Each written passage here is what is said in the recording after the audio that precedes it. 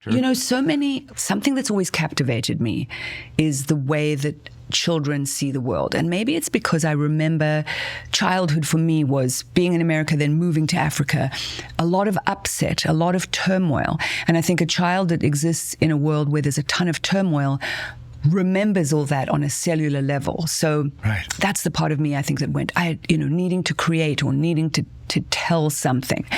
And so the films like Spielberg's Empire of the Sun, also children's, yeah. I just loved the way Christian Bale's entitled, sort of spoiled, imperious child by the end is broken. He's broken by the war, and he's broken by the treatment of the adults around him. I always think of that Malkovich character and how he treats him. And then Jojo Rabbit, I think he did an amazing job of making a child, a horrible little anti-Semitic child with his best friend is Hitler, talk about dirty Jews, and yet though you see that the little boy who says, I need a cuddle, his little friend who comes and goes, I'm just going to go home because I need a cuddle from my mom. And, that you're going back and forth between terrible things that Bobo will say, my mom says Africans are, all untrustworthy, but then she's trying to figure it out for herself. So there's something in this razor's edge of the child questioning and their eyes opening that I think, oh God,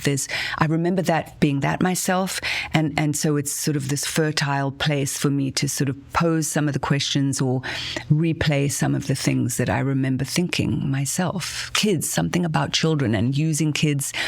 Children are so charming and disarming, when I look at her again and sort of realize it was the only way to burrow into the story was through this beautiful kid, because it just would have been too horrific to watch Nicola's point of view. I don't think I could ever have told the movie from Nicola's point of view. We had to see Nicola through the child's eyes to see everything that was wrong with her mother.